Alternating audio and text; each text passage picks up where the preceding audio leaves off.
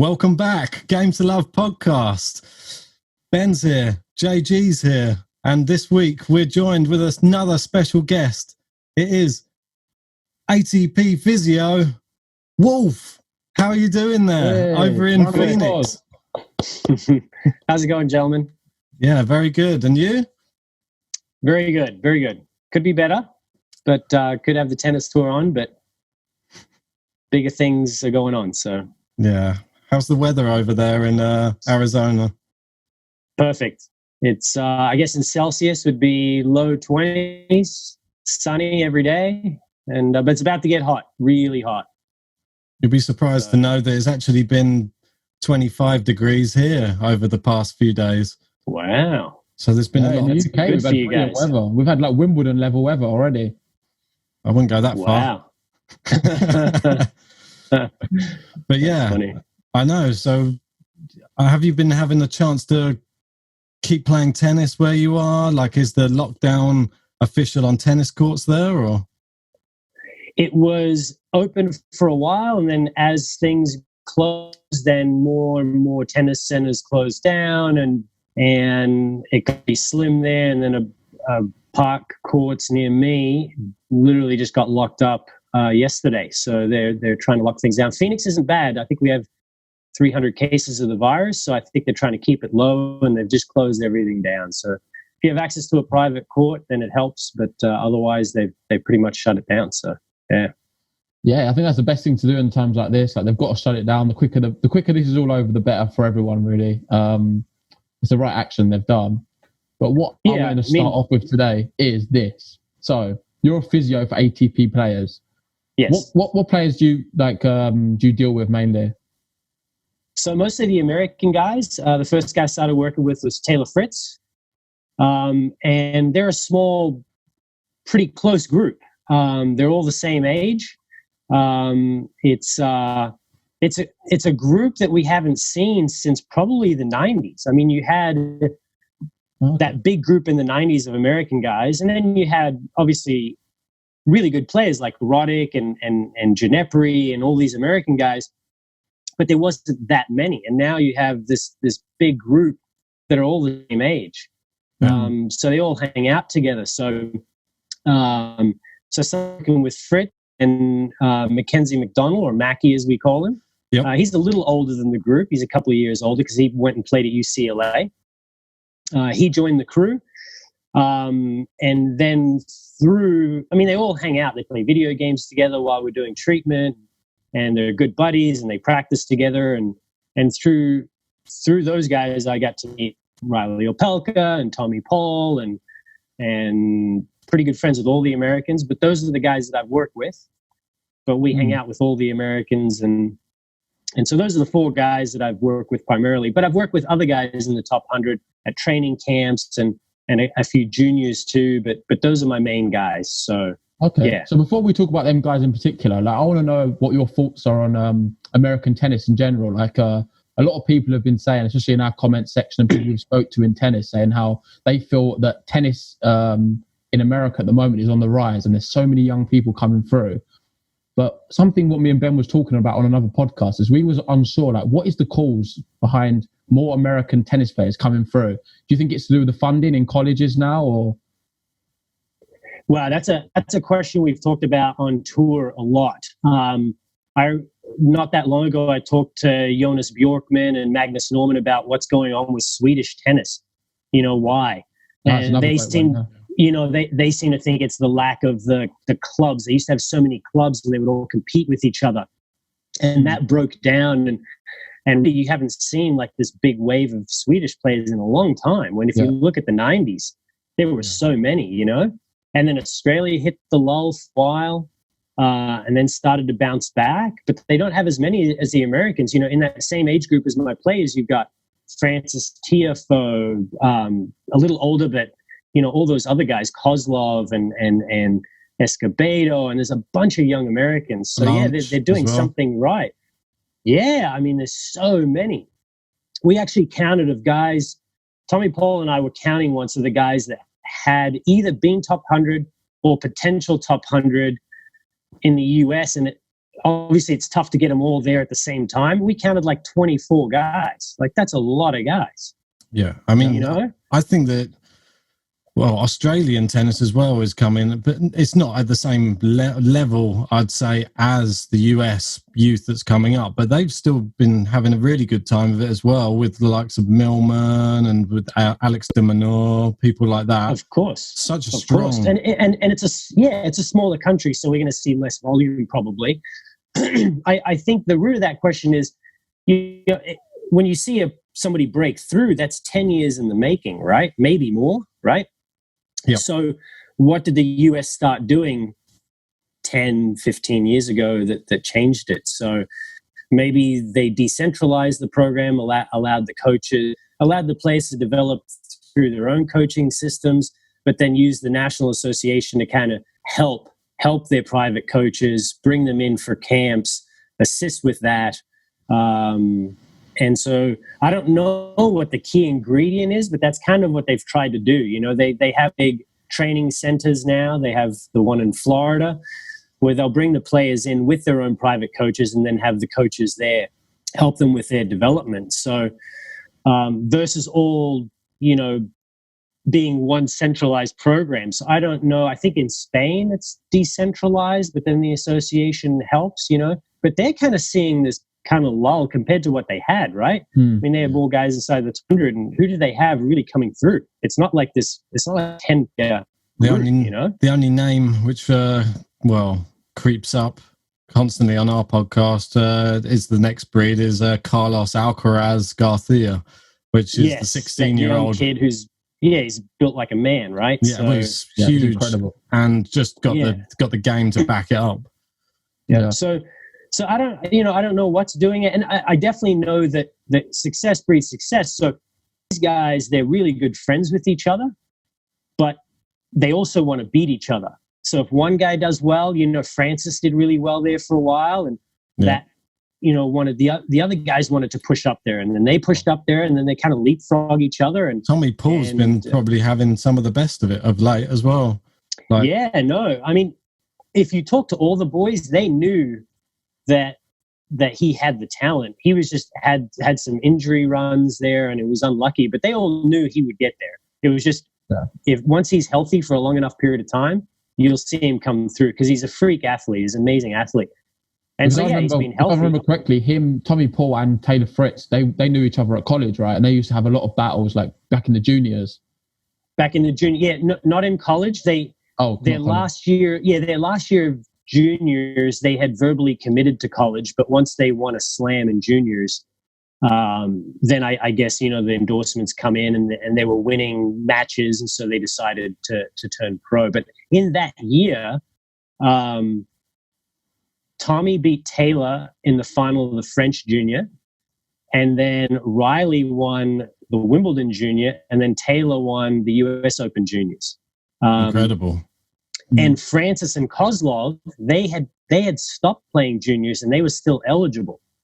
So you had all those guys playing at the same time in the juniors. It was a joke tough. It was so competitive. I think we need to emphasize as well on this point, because it's no easy thing for a player to be able to even make it onto the professional tour. So to have that many players coming through at once, it's incredible. I don't think it's I mean that's why I think it's such a rare kind of generation that we haven't seen since the 90s. At least this many guys. I completely agree. From one country, you know, it's So whatever they've done, they should keep doing.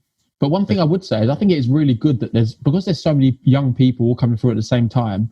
Like you say, they play against each other. It's very competitive, but when it's very competitive, it sort of brings out the best in you and brings out the best of your tennis. 100%. So having so many great players all in one generation coming through, it's making them all better. Because like watching them play, I've noticed that they've all got different attributes to their game, what they're better at. Like Taylor Fritz's forehand's incredible. Looking at obviously Reilly Opelka's serve, it's next level. Right. And it's amazing how they've all got different aspects of their game what they're particularly brilliant at. I think all their serves are pretty amazing. They've all got very good serves. Yeah. All the US players, their serve, they seem to have on point, though. That's one thing I've been noticing, watching even the Challenger events with JJ Wolf as well, another one. their serves are literally the thing that's like driving their games. And yeah, I guess it's like first strike tennis, right? I mean, and there's definitely, the Spanish have started to change. At first it was, back up, let the drop and hit it heavy. And the game's become more linear and more, fast and driven. And so that first strike tennis that Americans play is useful. It's working, right? So, but yeah, they do all have good serves, right? I mean, in first strike tennis, it's difficult. If you don't have a decent enough serve, you better have the wheels to back it up, And the guys that are like the Nishikuris and the Nishiokas, they can get to that first ball and it doesn't matter if they're behind a little bit, Well, so if you don't have the big game, you better have the wheels. Yeah, they said, I read something the other day, they said 80% of all tennis rallies in the men's is over in 4 shots. Yes, 4 shots or less. So it is first strike. Yeah, so it's crazy. It's so important, that serve. Yeah, absolutely. And the technical aspect in developing a good serve is so important. So a lot of them have a very technically sound, and I think that's important. The biomechanics, and you have the physical ability to get into that that position that you need to be in to maximize the serve. And now with motion analysis readily available on your phone, you can track improvements. I think now in this day and age, there's zero excuse to have poor technique. You can put yourself side by side with the best strokes in the game, and you can break your stroke down to somewhat mimic the key parts of the best strokes in the world. And it still happens. It's still sad to see some technical faults come through. I mean, that's a coaching thing. When you have this, it used to cost $2,500 in software and a desktop computer to do motion analysis. Now we can do it off of our phone. I was going to ask you, just with regards to technique and stuff, how many players do you see getting injuries from not having or having improper technique? Is that a very common thing in tennis? Yes, so that's actually a very good question. So I see that more in the juniors when they're developing. Yeah. Plus also, I would say recreational players for sure. If they're late on a backhand, they're getting tennis elbow, but that's a big technical flaw usually. But in the pros, not that much. It does happen. I know with my players, I just keep a running log of serves or techniques from serves. So if they're not hitting it well, I can go back and say, this is when you were hitting it well. Here's a little quirk that I'm seeing in your stroke now that may be why you're not hitting it well. Or more, from my standpoint, this is why your knee hurts, because you've developed this weird quirk in your serve, and we change things. And if that helps with the knee pain, then we know we're on the right track. So, so I would say the higher the level of game, the less that dysfunction contributes to pain, because usually a dysfunctional movement pattern also means you're less efficient. And at that level, you're probably pretty efficient, if that makes sense. Yeah, for sure. Right? So a lesser level, less efficient, more likely to get injured. So at the pro level, you're not usually making big changes. It's little quirky things. But it can lead to injuries, movement in the legs and then certainly in the tennis arm. Very important. For sure. So working with all these guys, I've got another question. I was just thinking about while you were talking. Go for it. How does it work? Like with regards to, you work for obviously this big team. If you've got one player in one tournament, you've got one player in another tournament somewhere else, how do you sort of work your time? Like obviously you can't be everywhere at once. Do you prioritize one player over another, or does it depend on the event? Yeah, so that's a very good question. So usually we try to do only 2 players per tournament. There's a few weeks where I've done 3, but it's really tough. I mean, those are long days. Yeah. It doesn't sound like it is, but once you schedule it, it's pretty long. So typically, I started with Taylor, so he's like my main guy, and then the other guys share me those weeks. And so, but it's also kind of the rule that, let's say the one guy loses early and he goes to the next tournament to prepare on that surface, new ball, that you stay with the guy that's still in the tournament, right? Yeah. And so that decides a lot. And then there, so if I have a main guy, I'll usually go to that tournament. With me, it's worked out where my guys are during various stages of the last couple of years, they've had the same ranking and a very similar schedule. And so it's never been an issue, Okay. Mackie, unfortunately, it's well publicized, got injured at the French Open last year. And his schedule, before the virus hit, was going to start being different. He had a protected ranking, so there would be some that were the same, and then some had to go back and play challengers, right?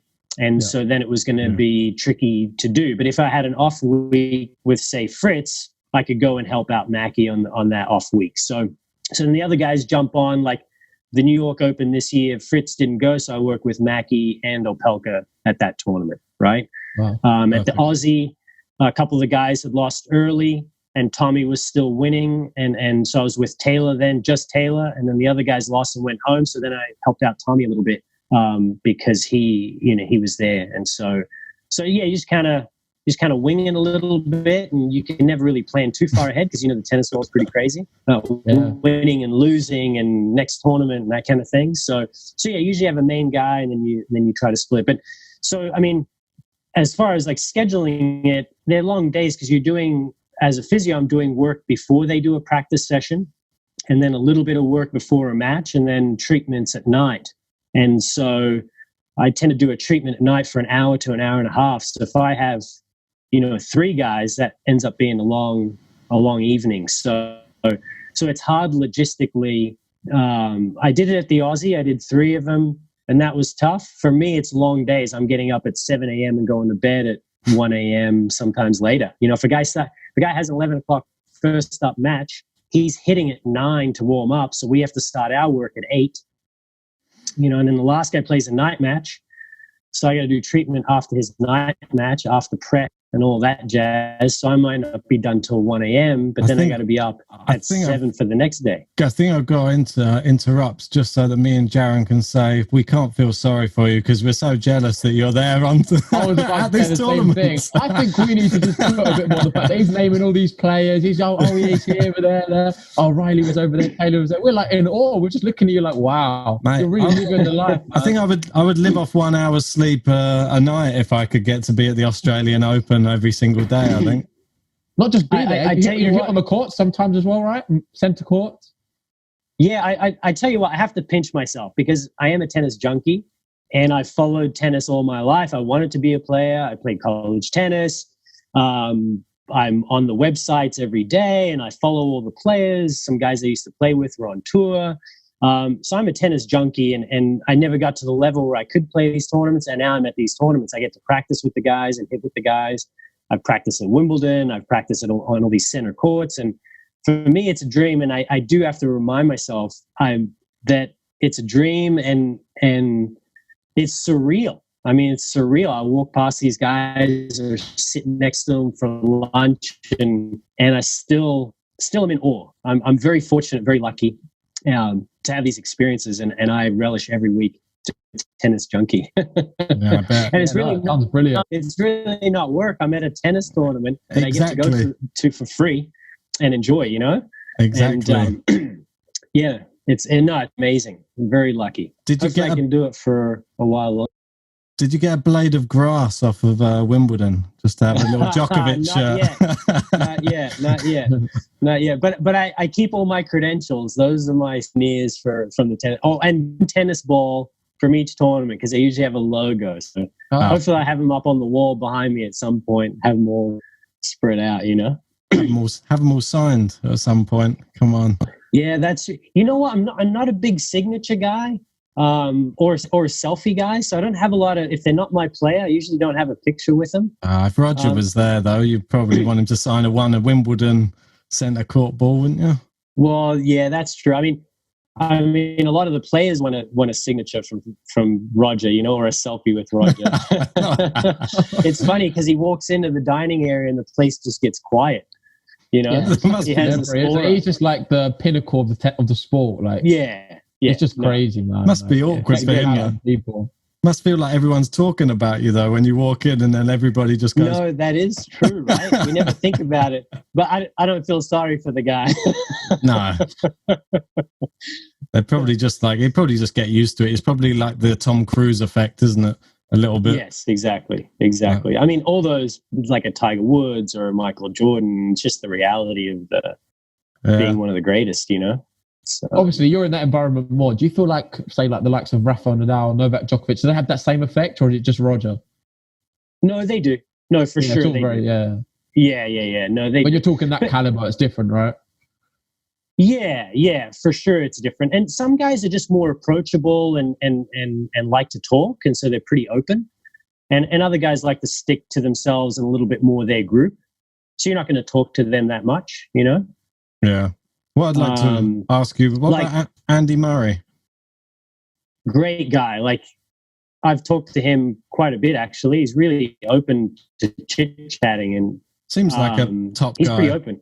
He's such a nice guy, and he loves tennis, and he's funny.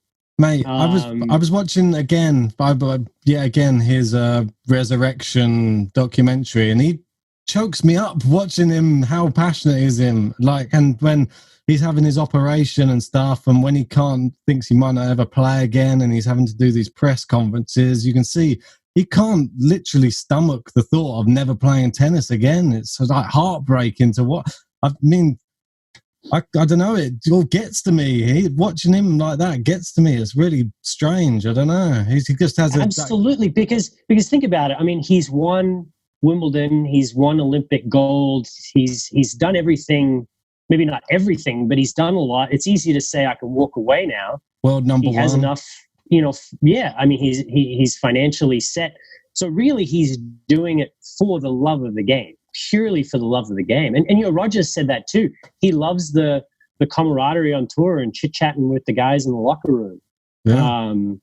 That guy has a memory. You can ask him about any match at any point in his career, and he knows the scoreline.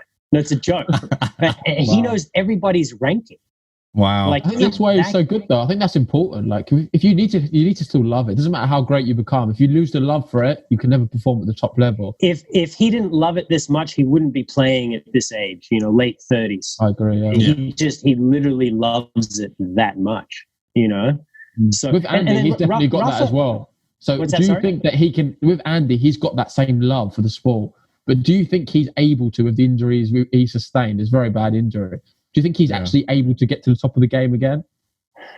It's going to be difficult. It's not necessarily the match play. It's really going to be the day in, day out volume of tennis.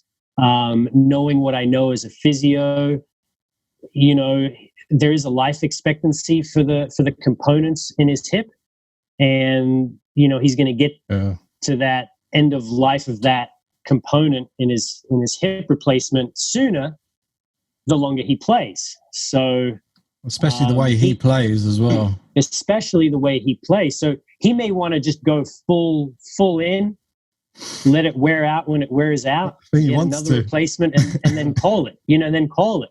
Honestly, if I was in that position, I love tennis that much, I would probably do the same. Yeah, as a physio, I wouldn't recommend that because then there's all sorts of other issues down the road that you might regret when you're 60, you know? Yeah, it would be super interesting because he'd come back like last year for a little bit, and he played in, I think it was Antwerp. I'm not sure, correct me if I'm wrong, where he beat Wawrinka in the final. Yeah, it was amazing to see him getting at a good level. Like, he's able to win an event. It's pretty cool after what he's been through. Oh, it was like to see if he can take that one step further, like you say, he can like go to the expectancy of his tip, go all the way out there, and just push it at the maximum. And let's see. I wonder how far he can go in, like, let's say a Wimbledon or something like that. No, yeah. I mean, you know, because that procedure that he had done didn't affect the musculature per se. They're not, you know, it's not a muscle tear where the muscle function may not come back. He actually probably is moving better now than, you know, those months leading up to the procedure where his hip was so tight he couldn't move. So you know, the ball striking is there, and then if he's able to get to the ball, then, there's no reason why he can't still compete at that highest level. It's just, will it all hold up week in, week out? Or he may want to be smart and say, I'm gonna set my schedule where I'm going to peak at these events, but not play as many so I can play longer.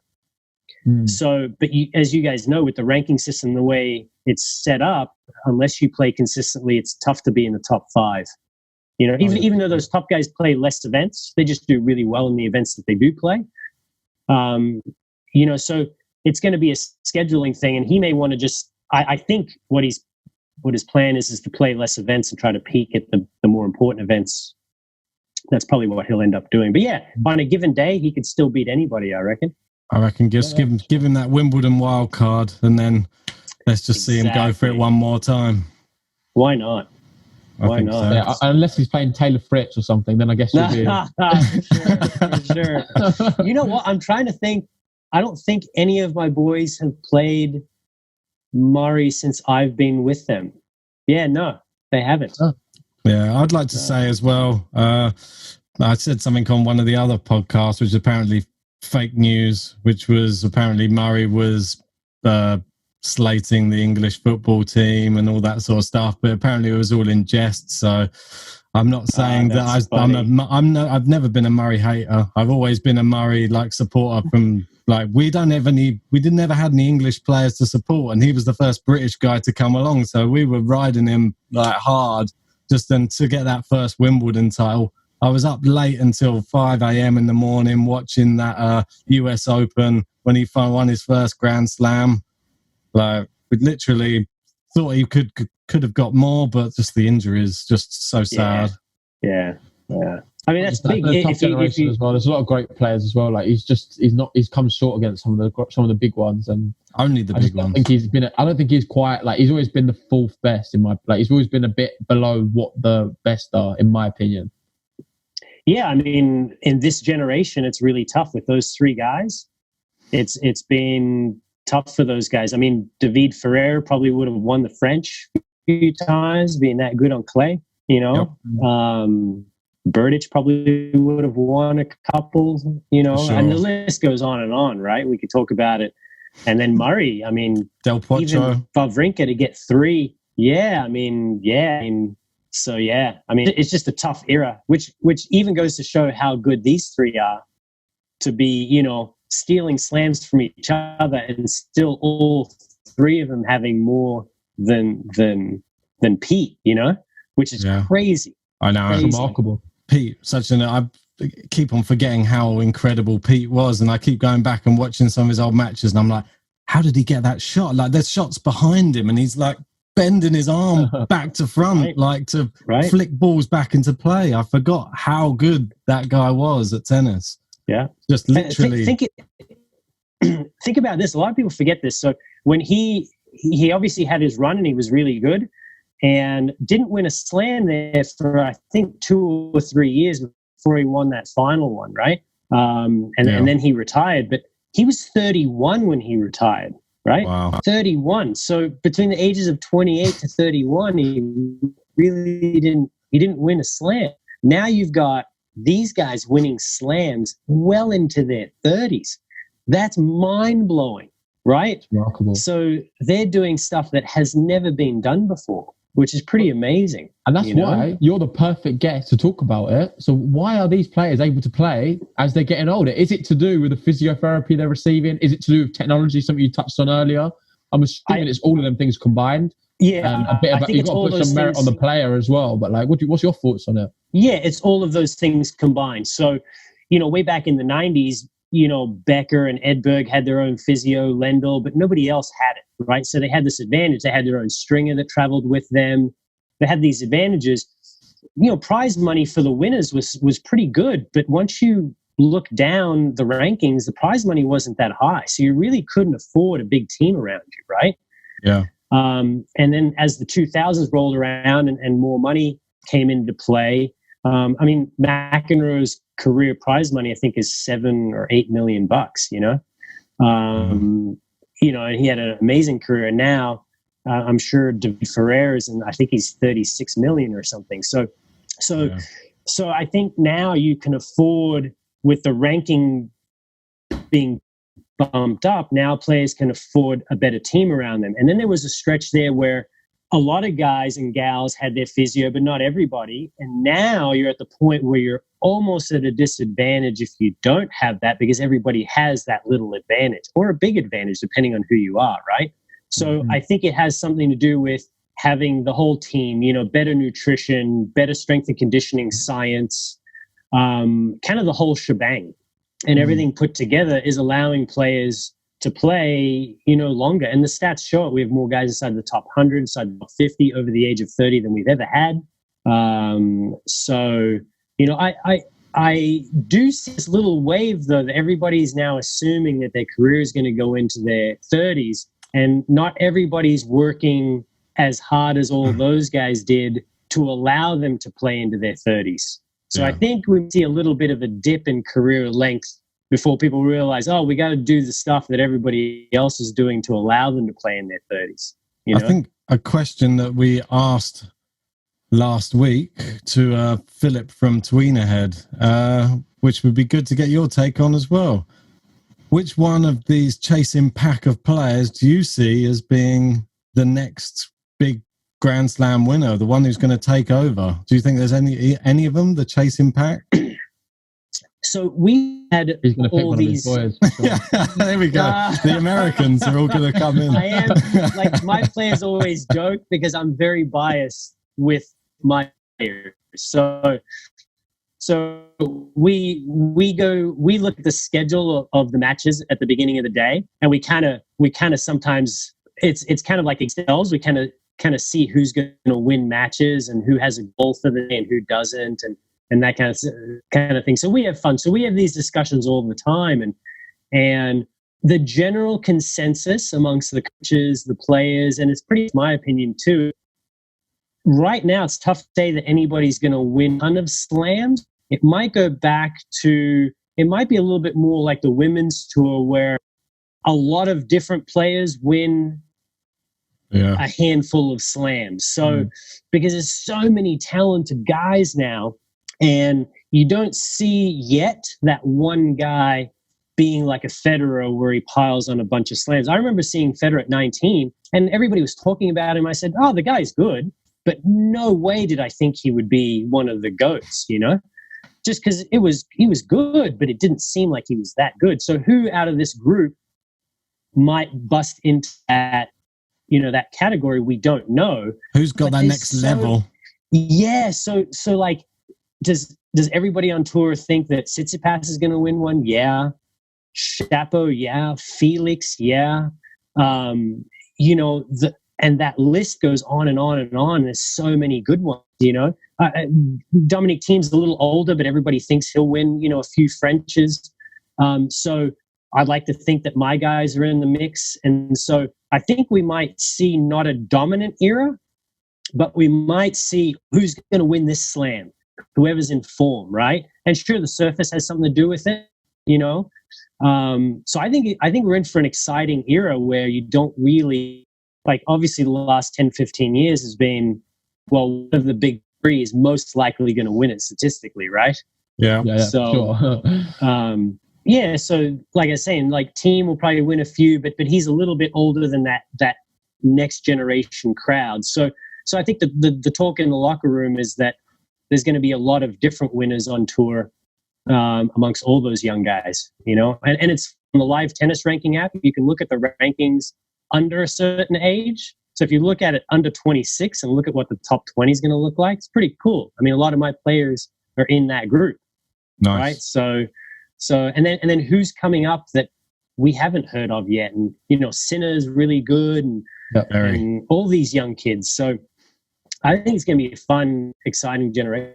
Yeah. So back on a personal level, so more like your role within these players, I want to know, like, before a tournament starts, how does it, like, explain to me your job from a very basic perspective. Obviously, all the jargon might confuse me, but just a very basic perspective. The tournament's about to begin. You're with the players. How does it work? Are you courtside, like while the match is going on? Do you meet in the locker room after the match?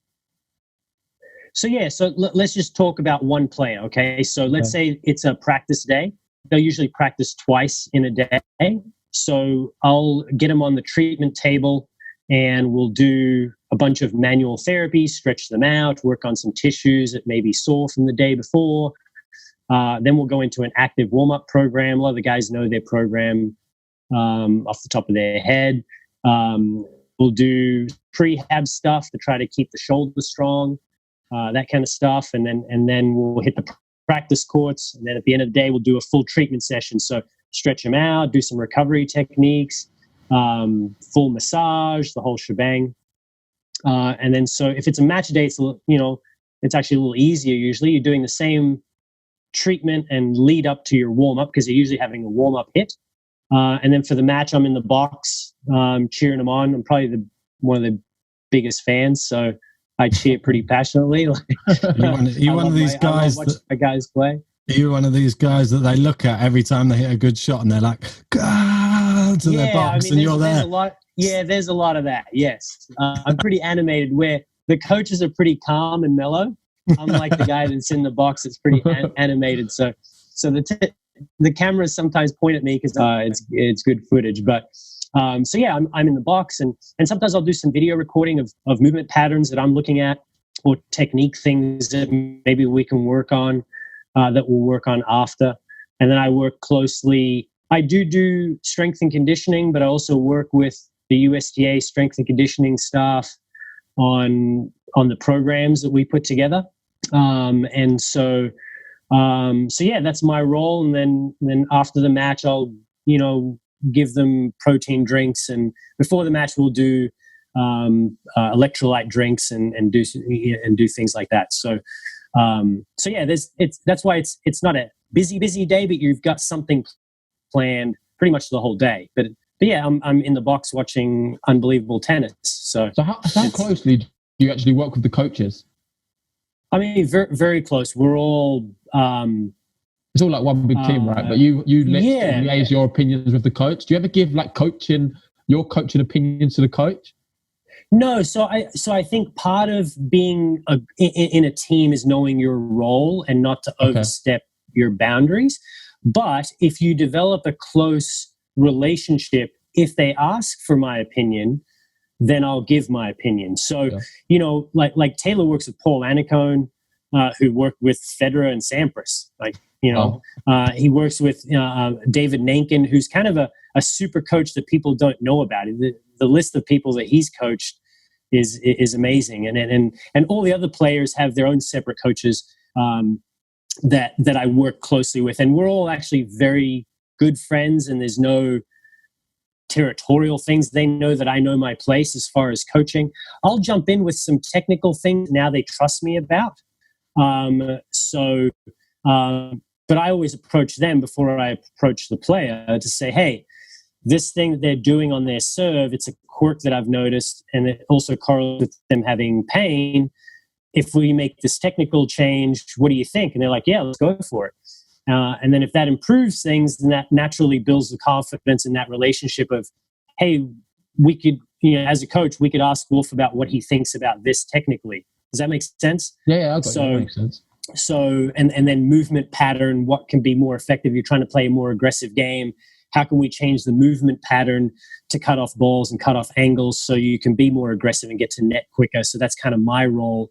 A lot of physios on tour either didn't play tennis or don't play tennis. It doesn't mean that they're not great physios. They're manual skills. They're phenomenal physical therapists, but maybe they don't know tennis technique. I coached and I do coach. And so I know tennis technique that I can meld together with the physio, biomechanics, human movement, and then help out technically with strokes, if that makes sense. Just what muscles that it's doing to you when you're using it. So exactly. So and the guys appreciate that, and the coaches appreciate that. So I'm able to give maybe a little bit more feedback than some physical therapists on the tennis part of things, if that makes sense. So, and maybe that gives me a little bit better job security, I guess. Jack of all trades, because I can hit with the guys and I'll warm them up for matches sometimes. So there's not a lot of physios that hit. So, and is there any of the players? Is there any of the players that are, you've got one over on the practice courts? You managed to hit a few nice winners or a few? No, I've won a couple of points. Like there were, Taylor and I will have a one-handed backhand challenge. He has one of the world's best two-handed backhands. Yeah. He's very steady. Like people talk about his forehand and his serve, but his backhand, he doesn't miss. Like he can just sit there, and then his backhand line is really good. So, but he and I will have I have a 1-8 backhand, so we'll have a one-handed backhand challenge. And there's been a couple of times where I'll say, hey, one serve, let's see if I can win a point off my serve. And I'll win points here and there. So, but yeah, I mean, their level is so good. So yeah, I've won a couple points, so I can say that I have over these top guys. That's so cool, man. I wish I could say that, honestly, about it. I would take 1 point against any of them. I was just happy to win a point against him. Right, back to the fan thing you mentioned earlier. Obviously, you're a big fan of all these guys. Have you ever been in a situation where there's one of them playing against another one? Yeah, it happened last year for the first time. Taylor played against Mackie and Delray Beach. So I won't forget that. And it's tough for me. So I have to sit then not in the box. I sit in neutral ground. Can't cheer. No cheering. No, I can't. I cheer for a good point. If both guys play a good point, or if there's just a good shot, I'm still a tennis fan. So, but they know I'm not cheering for one guy over the other. But there's some guys that are big into communicating with the box. They'll look at the box and they'll give you fist bumps, and other guys aren't. And so even in that situation, Taylor would look and give a fist bump, and I can't really do too much back because he's playing one of my other guys, And then this year, and then in the last 12 months, it's happened 2 or 3 more times. Taylor played against Reilly, and then Mackie played against Tommy Paul. And so it's going to keep happening. Yeah, those are tough because, they're going up and up and up, these players. Yeah, no, it's true. It's true. It sucks from my standpoint because I'm a pretty vocal guy cheering in the box, and I really have to be quiet. Soon you're going to be sat at the US Open, like there'll be the semi-finals. It'll be all 4 Americans that you're training, and you'll just have to sit there. You can't cheer for anyone. It's pretty cool. That's not a bad situation to be in, though. No, man. It's the best. It's the best. It's pretty cool.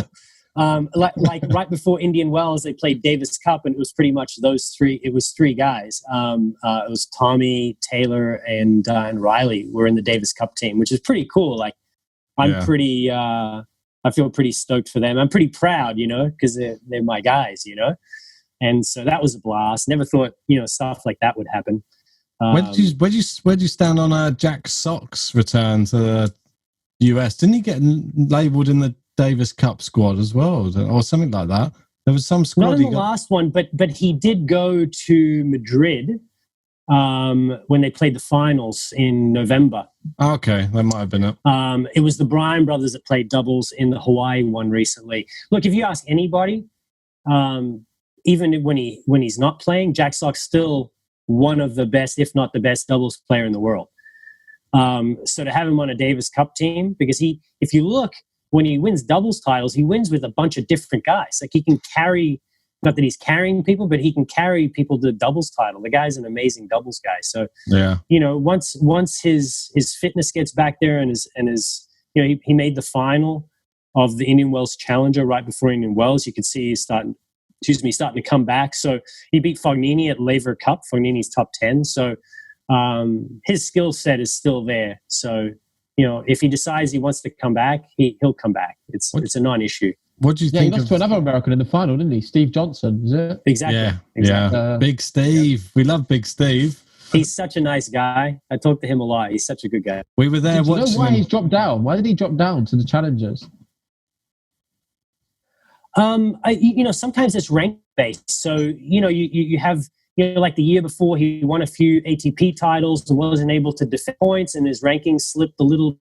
And so sometimes, there'd be just chasing some points to your main draw of a slam, which is where the money is, or you just want to get your ranking up. So now you're getting into mass series events, and so sometimes you have to drop back down to the challenger. Some of the top challengers still offer quite a few. So if you win one, I mean, sometimes like making the final or almost making the final of an ATP 250. So, yeah. So, as you guys know, the confidence is such a big thing, and you get some match wins, and they're not easy. I mean, challenger matches are tough. No, so if you're winning, all of a sudden you get this confidence boost, and and now that translates to the main tour. So you see the same thing from ITFs to challengers as well. Like a lot of 100%. Players are playing ITFs and then they move up to the challenger and it's a little bit too early, and then they find themselves dropping back down into the ITFs rather again before they're ready to make that jump, because it is like the standard of challengers. Like we always harp on about it. We love challengers. Like we literally follow them probably more than ATP events sometimes. Oh yeah. And it's easier to follow. You can get on the live stream app and watch almost every match. Yep. If you're there physically in person, they're usually free or a minimal cost to watch the best tennis in the world. Like people don't realize how high of a level. And then you'll see the top guys drop down and play a challenger because it's in their hometown. Or I mean, Taylor played one right after the Aussie Open. He was third round against Dominic Thiem, and he's playing a challenger the next week in California because it's near his house. You know, not just that. It's incredible that you see some of the younger players. Obviously, that's where they all start. So a lot of these top players, they started in the challenges and they worked their way up. So you're able to see one of these top players just as they're starting off in their career. And how amazing is that to say you've seen the like of a top player? Yeah, exactly. Like it's pretty cool. And so a lot of the casual tennis fan don't know about the challengers and that it's free and that they can go watch Unreal Tennis. You know. Yeah, we had plans to go, didn't we, Ben? We were going to go to a few challengers, and obviously all this coronavirus, you can't go anywhere. Sort of ruined our plans a bit, but we know how amazing they are, and we just can't wait to get there because we've not seen much tennis live. We go to Wimbledon most years, but aside from that, we miss out on a lot of that. So that's what we're and especially the challengers that are between events, like the Surbiton Grass Court Challenger. That's the second week of the French.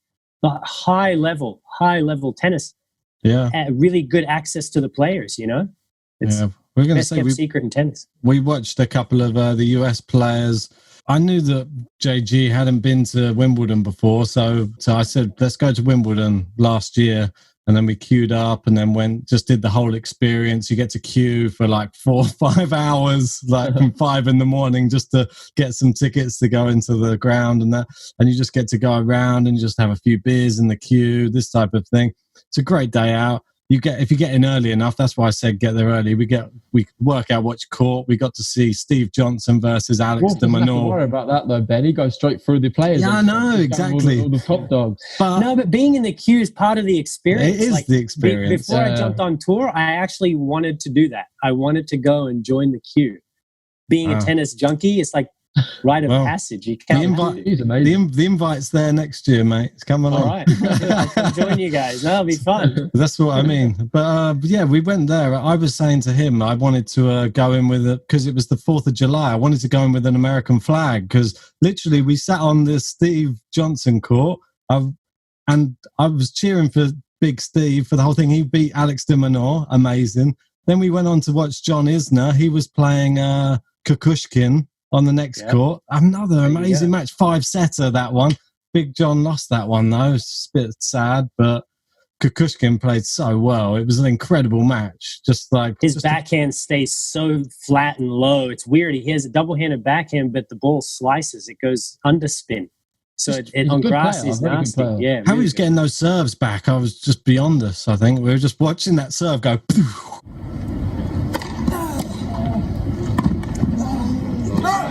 literally back in play nearly every time. It's unbelievable. The skill set that those guys have is unbelievable.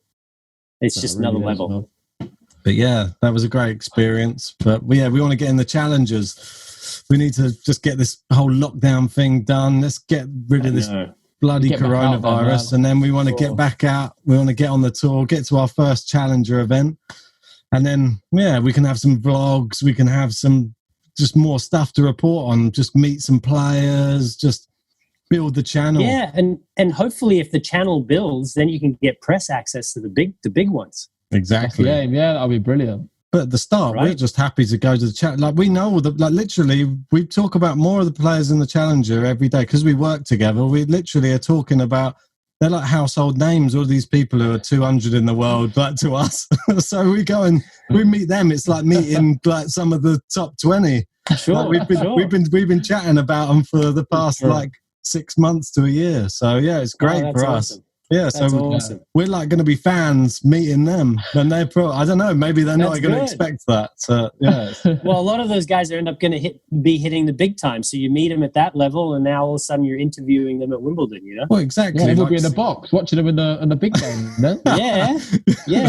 You get an invite. Well, exactly. Like Jaron, you were watching Dominic Thiem from when he was in juniors or something, weren't you? Yeah. So No, it wasn't quite, but it was when he was younger. When he's super young. Nobody playing thing, and it's just incredible now how far he's come. So when you follow a person's journey, it makes, when they get to the actual final thing, so much more, like they mean so much more to you. Yeah, you're more vested, you know, because you've seen them grow, and you've watched them. It's part of it, right? It's all one thing, just being there for look, now they're doing well in Wimbledon, they made the 4th round or something. But if you weren't there for when they were struggling in the 3rd set of an ITF down in, I don't know, some dead end town. No, it's true. It's true. It's not that glamorous. Even the Challenger Tour. No, it's not glamorous at all. It's a tough life. It's not easy. That's what Mark Ora said. That he came out and he said that it was really tough for him. He said that if you go out in the first round of a Challenger, you get €400. You're making a negative, and then you still got to get to the next Challenger. Yeah, exactly. That's what he said. He had to fly to Argentina. Yeah, I mean, it's sometimes a one-way international flight that you're paying for the night before, 2 days before. It's brutal. Yeah, and just think, if you go out in the first round, like that's what are you supposed to, if you don't have another tournament within the same vicinity, like where you can just travel to on like I don't know how they traveling, like by a taxi or by bus or something. I don't know. Train, I don't know how they're traveling on that level of the game. I don't know. Yeah, it's difficult. You sometimes you'll rent a car and squeeze 4 guys into the car and then drive to the next thing, you know? That's what we want. That's the side of tennis we want to actually get across to people as well, because people don't really understand it. I don't think people seem to think it's ATP or nothing. No, I remember in the Futures Tour, we'd cram 5 guys in a room. We'd draw straws as to who gets the bed. And then you'd go to the grocery store and buy bread and cheese, and that would be your breakfast, lunch, and dinner, because that's all you could afford, you know? And how are you supposed to be performing at your peak when you're eating terribly? You're advising this as a physio. Terribly. Sleep on a hard floor. No, but financially, that's how a lot of guys have to do it, at least while they're starting out. That's literally how it grows you as a man anyway. It makes you hungry for the Absolutely. success. And then you do appreciate it. Yeah, you definitely appreciate it more when you have all the luxuries. Yes, for sure. Yeah. But anyway, I think we should probably wrap it up there. We've been speaking for so long, and we could probably go on for ages. We could. It's been a pleasure to have you on, Walt. We're going to have to do it again sometime soon. Absolutely. It's been a pleasure to be on. For sure. Have you got any, if you want to promote any of your channels or any of your physio websites or anything like that, go ahead now. I don't really have any now because I'm working on them during this time that I'm at home. So eventually I will. So, it'll get there. I'm creating the content now. How's that? But if you want to catch him, you can probably look up at Taylor Fritz's box when he's celebrating, and then you'll see him there. Maybe I get a lot of TV time. I'm usually, my friends are always texting me like, "You're on TV again." So I do get a lot of TV time. Yeah, I'm sure you'll see this guy around anyways with a lot of the big players, and like you said, the American tennis is on the rise. So this guy is going to be there as well with them along the whole way. It's exciting times. Yeah. Thanks for coming on, man. Been a pleasure. Thank you for having me. Thank you so much. Cheers.